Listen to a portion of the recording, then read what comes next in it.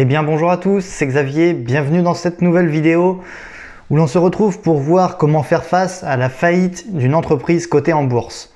Alors c'est un peu marrant, mais c'est une question qui m'est posée très régulièrement, alors que pourtant la faillite d'une entreprise est un événement extrêmement rare, notamment sur les entreprises cotées en bourse. C'est un événement exceptionnel, c'est quelque chose qui n'arrive pas régulièrement, mais c'est quelque chose qui intrigue un peu tous ceux qui souhaitent investir en bourse, et c'est quelque chose qui fait peur, notamment depuis la crise en 2008, où de nombreuses entreprises ont fait faillite et on s'est rendu compte que certaines grosses entreprises pouvaient à leur tour faire faillite, alors qu'on les pensait à l'abri de tous ces événements. Donc j'ai décidé de faire une vidéo tout simplement pour vous expliquer premièrement ce qu'est une faillite, qu'est-ce que c'est réellement une entreprise qui fait une faillite, comment faire face à une faillite et surtout comment éviter d'investir dans des entreprises qui risquent de faire faillite. On va voir qu'il y a certaines manières et certaines méthodes d'analyse qui permettent de contrer en fait ce risque de faillite, tout simplement en s'intéressant à certains indicateurs extrêmement importants. Donc on verra tout ça tout au long de cette vidéo, mais je vous invite avant tout à vous abonner à ma chaîne YouTube afin d'accéder à toutes les autres vidéos que je publie très régulièrement. Vous aurez comme ça accès à toutes ces vidéos facilement. Et puis je vous invite également à aller dans la description de la vidéo, vous aurez accès à 4 vidéos offertes qui vous permettront d'apprendre à investir en bourse sur le long terme pour apprendre à toucher des dividendes. C'est la stratégie que j'utilise personnellement et qui me permet de me créer une source de revenus grâce à la bourse. Eh bien on va commencer sans plus attendre en passant par la première situation, on va dire. On va tout simplement s'intéresser au moment où l'entreprise fait faillite, c'est-à-dire à partir de quel moment on considère qu'une entreprise est en situation de faillite. Eh bien tout simplement, comme vous pouvez le voir à l'écran, une entreprise est en faillite à partir du moment où elle est en état de cessation des paiements.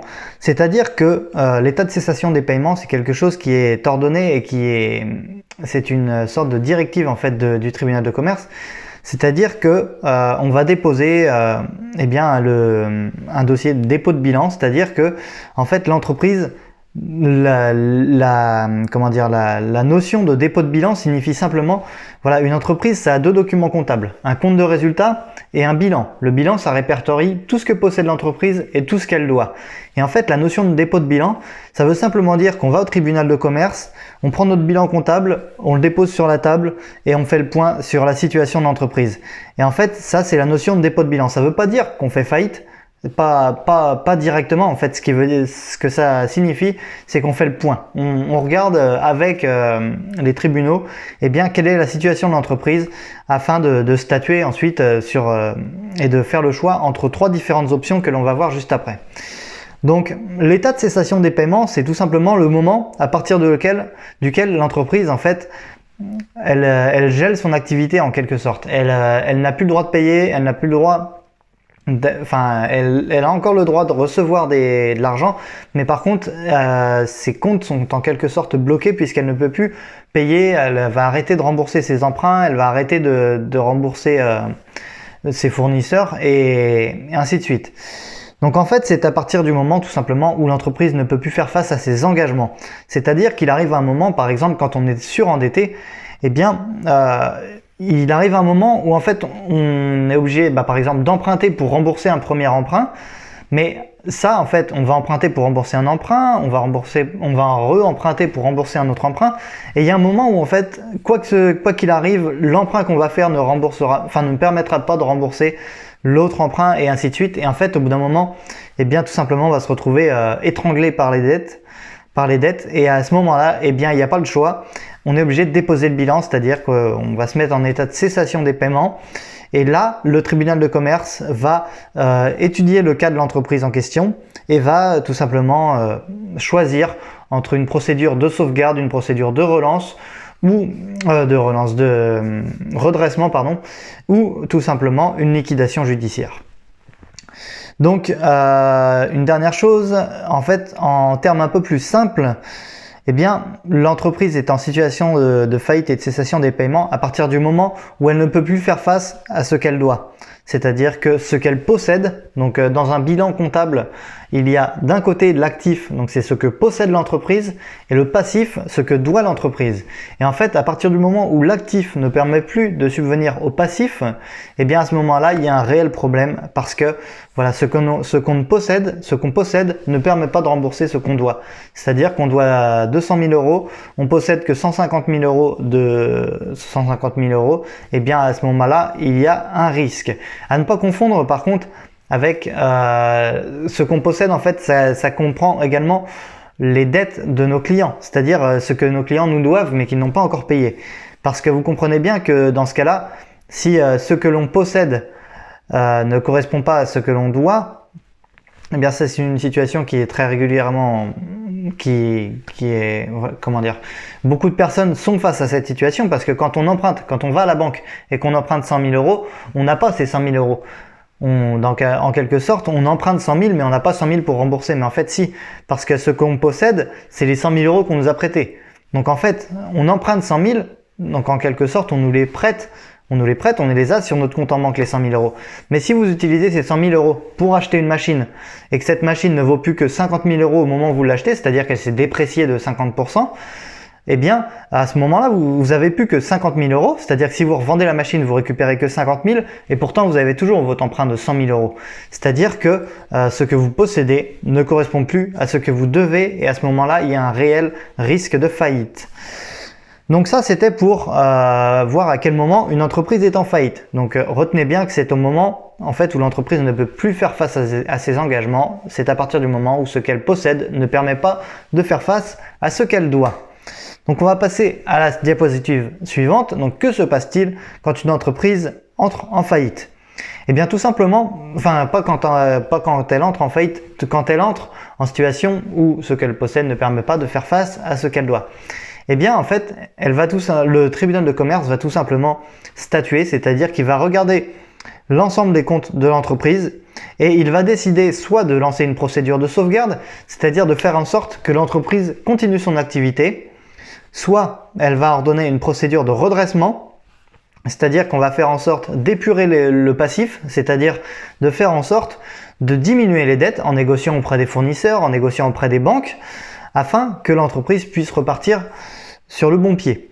Et sinon, si vraiment la situation de l'entreprise est critique, eh bien il va tout simplement y avoir une procédure de liquidation judiciaire, c'est-à-dire que l'entreprise va être revendue soit partiellement, soit intégralement. C'est-à-dire que soit, imaginons que vous avez une activité, c'est une entreprise dans l'automobile, eh bien soit on va revendre l'intégralité de l'entreprise à un racheteur, c'est-à-dire un investisseur, un homme d'affaires, qui va racheter l'ensemble de l'entreprise. En fait, il va racheter souvent, c'est là la notion d'euro symbolique, c'est-à-dire qu'il va racheter l'entreprise pour 1 euro, mais par contre, indirectement, il va racheter toutes les dettes. C'est-à-dire qu'il rachète l'entreprise dans l'état actuel, mais du coup, il se retrouve avec toutes les dettes auprès des banques et des fournisseurs. Donc en fait, quand on dit racheter une entreprise pour 1 euro, c'est souvent très subjectif. Mais donc ça, c'est ce qu'on va appeler la revente intégrale.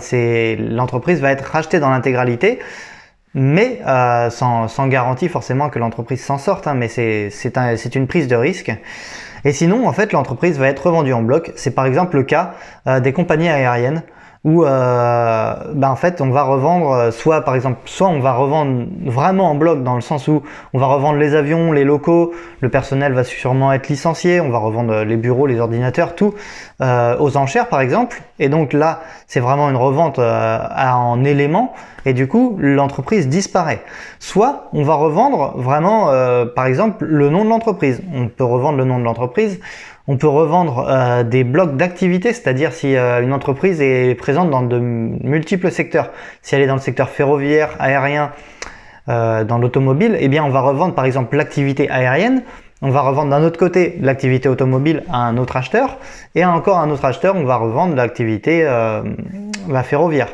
Et dans ce cas-là, eh bien c'est une revente partielle, et ça permet en fait de récupérer un peu plus d'argent.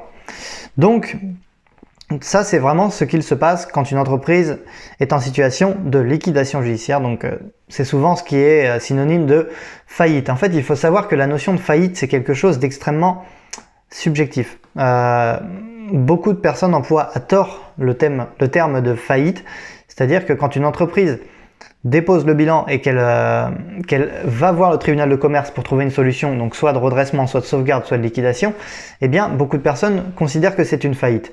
Mais en fait, la faillite, d'un terme beaucoup plus réfléchi, c'est souvent la liquidation. C'est-à-dire c'est le moment où l'entreprise vraiment va disparaître et va totalement changer, c'est-à-dire qu'elle va être rachetée, mais peut-être changer de nom ou appartenir à un autre groupe, ou ainsi de suite. Et donc là, c'est vraiment la situation de liquidation.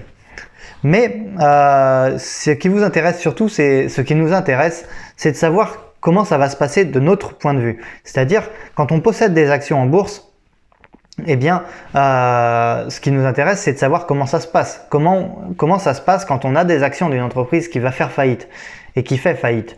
Parce que vous comprenez bien que logiquement, si l'entreprise fait faillite, c'est-à-dire qu'elle n'a plus d'argent. Ça veut dire qu'elle n'a plus d'argent. Donc si elle n'a plus d'argent, comment va-t-elle rembourser les actionnaires? C'est-à-dire comment va-t-elle rembourser les actions en fait? Comment elle va faire pour racheter en quelque sorte les actions et que l'on puisse, nous, actionnaires, récupérer notre argent? Eh bien en fait, vous allez comprendre que c'est quelque chose d'extrêmement complexe parce que il y a un ordre de remboursement établi par notamment les tribunaux de commerce, mais qui peut varier en fait en fonction des entreprises. Mais très simplement, en fait, quand l'entreprise va être revendue ou en bloc ou partiellement, eh bien le montant total qui va être récupéré, la somme qui va être récupérée de la vente, eh bien va permettre de rembourser premièrement les employés, ensuite les fournisseurs conciliants, c'est-à-dire ceux qui acceptent de négocier leurs dettes, c'est-à-dire leurs créances. Mais c'est-à-dire que si l'entreprise qui fait faillite doit 10 000 € à son fournisseur, eh bien si le fournisseur accepte eh bien tout simplement de dire voilà, je réduis la dette à 8 000 €, mais par contre je veux qu'on me rembourse maintenant, eh bien là il a une chance d'être remboursé en priorité. Par contre, ensuite, c'est pour ça que j'ai mis entre parenthèses puis les autres. Les fournisseurs qui n'acceptent pas de négocier leurs dettes ont moins de chances d'être remboursés, mais voilà, ils seront après les fournisseurs conciliants. Ils ne seront pas prioritaires. Et en dernier, on va retrouver en fait les actionnaires. C'est-à-dire que si une entreprise, on va prendre vraiment à très petite échelle, l'entreprise est revendue 100 €. Il y a 60 € de dette envers les salariés. Donc en fait, on va prendre les 60 €, donc il ne reste plus que 40 € de la vente. Ensuite, les fournisseurs, il y avait 35 €, donc tout fournisseur confondu. Donc, il reste plus que 5 € à la fin. Donc, les actionnaires vont recevoir 5 € qui vont se diviser entre tous les actionnaires. Donc, en fait, il faut bien comprendre que c'est le risque. Quand on investit en bourse, le risque, c'est qu'on n'est pas prioritaire si l'entreprise fait faillite. Mais justement, c'était là toute l'importance de cette vidéo, c'était de voir ensemble, eh bien, comment faire pour éviter tout simplement d'investir dans une entreprise qui risque de faire faillite ou qui va faire faillite dans les prochains mois ou dans les prochaines années. Donc rapidement, avant de passer à ça, je voulais faire un petit récapitulatif. Concrètement, comment ça se passe quand une entreprise fait faillite et qu'elle est cotée en bourse? Donc pour ses actionnaires, comment ça se passe? Eh bien tout simplement, il va y avoir une suspension de la cotation à partir du moment où ce sera acté. C'est-à-dire si la faillite est actée, eh bien, il va y avoir une suspension des cotations parce que vous imaginez bien que sinon, tout le monde va revendre l'action, que le cours de l'action vaudra 0 € et que dans ce moment-là, il y a quelque chose qui n'est pas logique, c'est que l'action ne vaut pas forcément 0 €, c'est-à-dire que le cours va être déconnecté de la réalité. Donc en fait, l'autorité des marchés financiers et surtout si c'est en France, ça va être Euronext, eh bien, va suspendre la cotation pour tout simplement maintenir un seuil d'équité ou d'égalité, on va dire, parce que c'est-à-dire que personne ne pourra revendre. Sinon, si le cours est conservé, c'est-à-dire que ça va être les premiers vendeurs qui vont être gagnants et ceux qui vendront en dernier seront totalement perdants. Donc il y a une sorte de problème et de problématique, ce qui fait que ça pousse eh bien, les autorités régulatrices eh bien, à suspendre la cotation. Donc le montant du rachat, il va permettre, ça c'est vraiment ce que j'ai expliqué, il va permettre aux créanciers, donc les possesseurs de la dette de l'entreprise, de récupérer de l'argent et les apporteurs de capitaux vont être le dernier maillon de la chaîne, c'est-à-dire que c'est eux qui ont mis l'argent en premier pour la création de l'entreprise, mais en fait ils prennent un risque en mettant l'argent, c'est bien pour ça qu'il y a quand même un risque à investir en bourse. On prend le risque de financer une entreprise mais l'entreprise, en fait, on va prioriser, on va mettre en priorité, pardon, son activité, c'est-à-dire que les actionnaires vont être un peu en dernier et c'est son activité qu'on va mettre en priorité, c'est-à-dire qu'on va rembourser ses employés et les fournisseurs. Et s'il reste de l'argent, du coup, au moment de la vente de l'entreprise ou au moment du redressement ou tout ça, eh bien là, l'argent va revenir aux actionnaires. Donc, quelque chose qui vous intéresse, j'imagine, beaucoup plus, c'est comment faire face, comment éviter d'investir dans une entreprise qui risque de faire faillite. Eh bien, en fait, c'est là vraiment que je m'y connais personnellement et que j'accompagne beaucoup de personnes là-dessus. C'est qu'on va passer par une étape d'analyse financière. C'est-à-dire qu'une entreprise a des documents comptables. Eh bien, on va s'intéresser tout simplement à ces documents comptables. On va regarder de l'endettement de l'entreprise. L'évolution de son chiffre d'affaires, l'évolution de ses parts de marché, l'évolution de son résultat net, l'évolution également de ses immobilisations, de ce qu'elle possède, de tout ce qu'elle possède. Et là, on va réussir déjà à épurer un certain nombre d'entreprises. C'est-à-dire qu'on va écarter un certain nombre d'entreprises en se disant cette entreprise elle est trop endettée, il y a un risque. Aujourd'hui l'activité se passe bien, mais si demain elle perd un gros fournisseur ou un gros client, eh bien elle sera pas capable de faire face à cet événement. Donc là, ça c'est vraiment l'analyse financière. Ensuite, on va écarter certains secteurs d'activité. Des secteurs trop concurrentiels, eh bien, vont être écartés. On ne va pas investir dans des secteurs trop concurrentiels parce qu'il y a un risque. Il y a des secteurs où vraiment beaucoup d'entreprises font faillite. Par exemple, dans le secteur je retiens le secteur du mobil-home des fois. Eh bien, je ne sais pas pourquoi j'ai pris cet exemple, le mobil-home, mais et dans le secteur du mobil-home, il y a certaines entreprises, je sais, qui ont fait faillite. Et en fait, c'est un secteur très restreint. Il y a peu d'entreprises, mais voilà, il y a beaucoup de concurrence, parfois de concurrence déloyale, ce qui fait que des entreprises font faillite régulièrement dans ce secteur. Donc, c'est parfois des secteurs qu'il vaut mieux éviter. Et ça, c'est pour ce qui est des secteurs. Après, il y a aussi des indicateurs alarmants. Ça, les indicateurs alarmants, ça va être en fait lié à l'analyse financière. On va s'en rendre compte au cours de l'analyse financière. Ça va être les dettes. Si on voit que les dettes de l'entreprise explosent, il va falloir s'inquiéter. Et qu'à côté de ça, par exemple, son chiffre d'affaires n'évolue pas. Si les dettes explosent et que les résultats de l'entreprise n'augmentent pas, eh bien là, il y a un sérieux problème. On va également s'inquiéter à partir du moment où justement le chiffre d'affaires ou le résultat net de l'entreprise diminue. À ce moment-là, on va se dire c'est pas bon. C'est pas bon parce que ça veut dire que l'activité de l'entreprise perd en vitesse et qu'à partir de ce moment-là, en fait, soit elle choisit d'augmenter ses prix pour compenser la baisse de vente, la baisse en quantité, soit elle décide en fait de relancer son activité, mais ça a un coût. Donc ça va être des indicateurs vraiment alarmants. Et ensuite, le dernier élément, ça va être notre capacité, de notre point de vue, d'anticiper les événements. Et ça, en fait, ça va être quelque chose de beaucoup plus compliqué dans un certain sens, même si ça reste assez logique. Par exemple, si vous voyez que le cours de l'entreprise, vous achetez une action, vous la possédez depuis 2-3 ans et vous voyez qu'elle est en perpétuelle diminution. L'action diminue. Et bien là, va falloir commencer à regarder. Même si vous avez analysé une fois l'entreprise au moment de l'achat, réanalyser l'entreprise pour voir si son activité n'a pas changé, si sa situation financière n'a pas changé. Ça va vraiment être ça l'importance de l'anticipation, c'est-à-dire que en fonction des événements qui se passent, il va falloir regarder si la situation n'a pas changé par rapport à la situation initiale quand vous avez investi. Donc ça, c'était pour anticiper et pour ne pas faire l'erreur d'investir dans une entreprise qui fait faillite.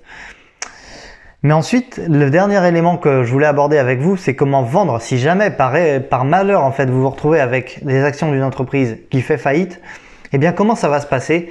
Eh bien tout simplement, vous allez pouvoir les vendre avant l'annonce officielle de la faillite, de la mise en liquidation.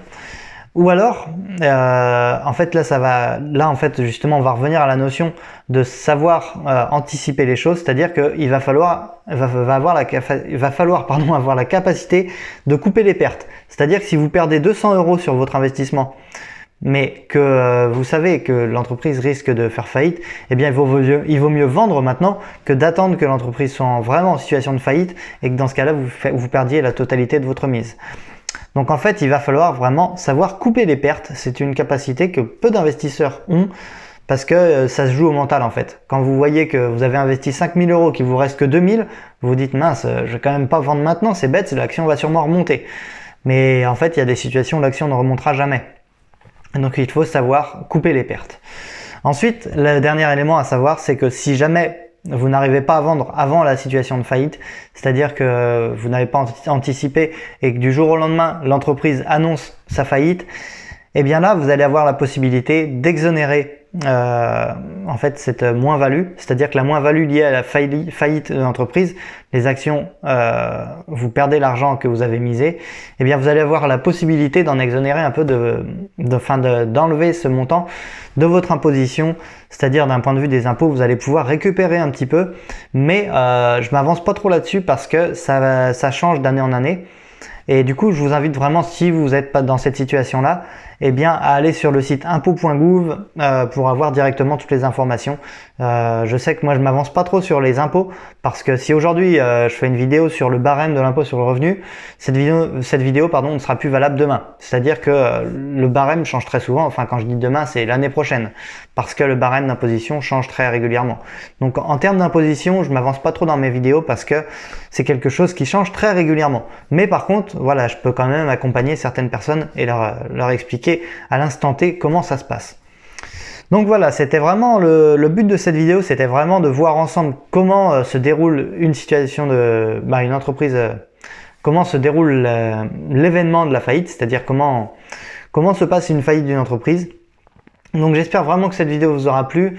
Sachez que moi personnellement, j'investis dans des entreprises qui versent des dividendes pour me créer un certain revenu. C'est-à-dire que les dividendes, c'est une rémunération qui est accordée aux actionnaires pour les remercier de placer leur argent dans l'entreprise. En fait, cet argent que vous allez toucher sous forme de dividendes, il va justement permettre d'éviter de tout perdre en cas de faillite. Je m'explique rapidement.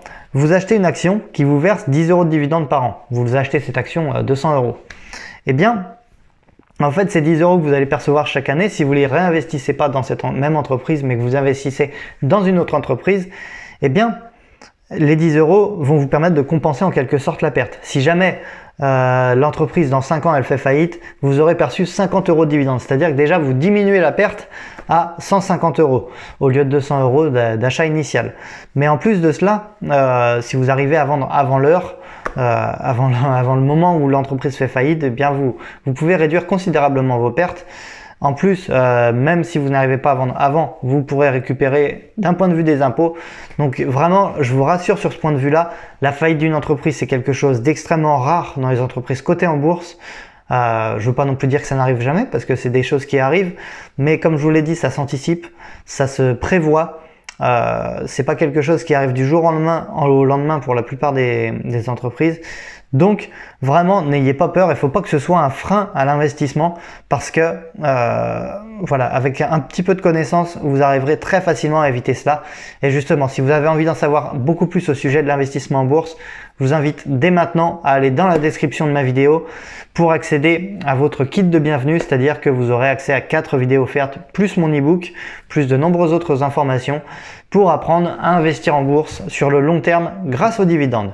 Eh bien, je vous remercie d'avoir été aussi fidèle et d'avoir regardé toute cette vidéo et je vous dis à très bientôt dans une prochaine vidéo. Allez, ciao ciao!